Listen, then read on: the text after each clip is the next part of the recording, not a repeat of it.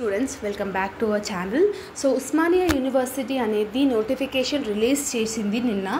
So చాలామందికి doubt ఉంది. So కొంచెం తెలుగులో వీడియో చేస్తే చాలామందికి క్లారిటీగా అర్థమవుతుంది అని చెప్పేసి వీడియో చేయడం జరుగుతుంది. ఇంగ్లీష్లో కూడా I have uploaded the video.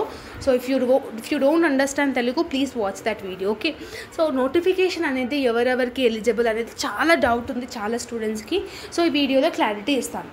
ఒకవేళ మీ యొక్క డిగ్రీ అకాడమిక్ ఇయర్ 2020 నుంచి 2025 మధ్యలో ఏ ఇయర్ అయినా అవ్వచ్చు. 2020 నుంచి 2021 బ్యాచ్ అని అవ్వచ్చు, 2022 టు 2023 బ్యాచ్ అని అవ్వచ్చు, ఏ బ్యాచ్ అయినా 2022 టు 2025 ఏ బ్యాచ్ అయినా ఈ యొక్క పర్టికులర్ పేమెంట్కి మీరు ఎలిజిబుల్ అనమాట. ఫర్ ఎగ్జాంపుల్ రైట్ నౌ ఎవరైతే 4th and 6th semester students pursue అవుతున్నారో, డిగ్రీ ఇంకా చదువుతున్నారో, వాళ్ళకి along with that last year degree complete అయ్యి బట్ స్టిల్ బ్యాక్లాగ్స్ ఉన్న వాళ్ళకి ఈ నోటిఫికేషన్ అనేది ఎలిజిబుల్ అనేది ఉంది. ఓకేనా?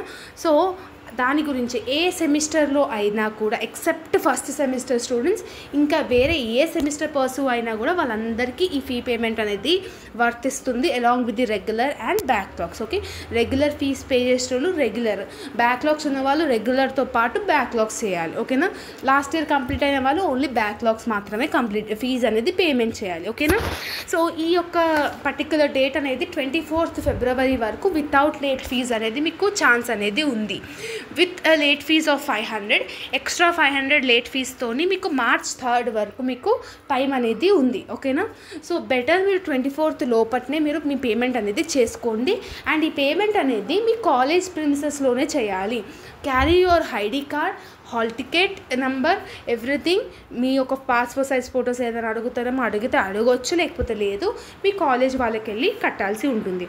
So coming back to the payment, అసలు ఉస్మానియా యూనివర్సిటీ ప్రకారంగా పేమెంట్ ఎలా ఉంది అని అంటే, regular students only regular 4th and 6th semester వాళ్ళు పర్సూ అవుతున్న వాళ్ళకి వాళ్ళ రెగ్యులర్ సబ్జెక్ట్స్కి బీకామ్ అయితే 1690 plus 150 plus 100 according to the Osmania university. ఈ ఫీజ్ స్ట్రక్చర్ అనేది, మీ ఎగ్జామినేషన్ ఫీజ్ అనేది ఉస్మానియా యూనివర్సిటీ ప్రకారం ఇది ఉంది, స్క్రీన్ మీద కనిపిస్తుంది కదా మీకు, ఇది ఉంది. బట్ మీ కాలేజ్ వాళ్ళు ఎక్స్ట్రా ఛార్జ్ చేస్తారు ఫర్ అటెండెన్స్ ఫీజ్ అని అవ్వచ్చు, ఇంకేదైనా అవ్వచ్చు, ఫర్ ఎగ్జాంపుల్ ఏదైనా అవ్వచ్చు, అది మనం ప్రిడిక్ట్ చేయలేము. It purely depends on your college అనమాట. ఓకేనా? సో కొన్ని కాలేజెస్లో అయితే for example 3000 is your examination fees అయితే కొన్ని కాలేజెస్ వాళ్ళు 5000 కూడా ఛార్జ్ చేస్తారు. So it depends on particular college. So అది మనం ఇంత అని చెప్పలేము.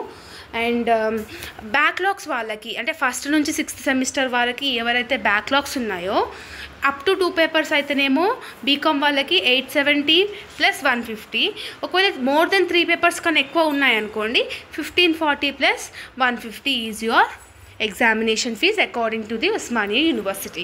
నాకు తెలిసి మీకు ఈ వీడియోలో చెప్పినవి అర్థమైందని అనుకుంటున్నాను. ఇంకేమైనా అర్థం కాకపోతే కామెంట్ సెక్షన్లో కామెంట్ చేయండి. అండ్ 24th వరకు లాస్ట్ ఉంది కాబట్టి డోంట్ నెగ్లెక్ట్ ఇట్.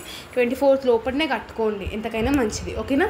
ఇంకేమైనా డౌట్స్ ఉంటే కామెంట్ సెక్షన్లో డెఫినెట్గా అడగండి. మీ కమెంట్స్ ఒకవేళ డౌట్స్ ఉంటే definitely I will try to give reply. Okay, all the very best for your examination. Coming back to the videos, definitely I will upload the videos and let me know in the comment section A subject first start చేయాలనేది కూడా నాకు క్లారిటీగా చెప్పండి. ఏ సబ్జెక్ట్కి అయితే ఎక్కువ votings వస్తాయో నేను ఆ సబ్జెక్టే ఫస్ట్ స్టార్ట్ చేస్తాను. ఓకేనా? ప్రిఫరెన్స్ అనేది దానికి ఇస్తానని చెప్తున్నాను అంతే. Okay, all the very best and see you all next video. Bye everyone.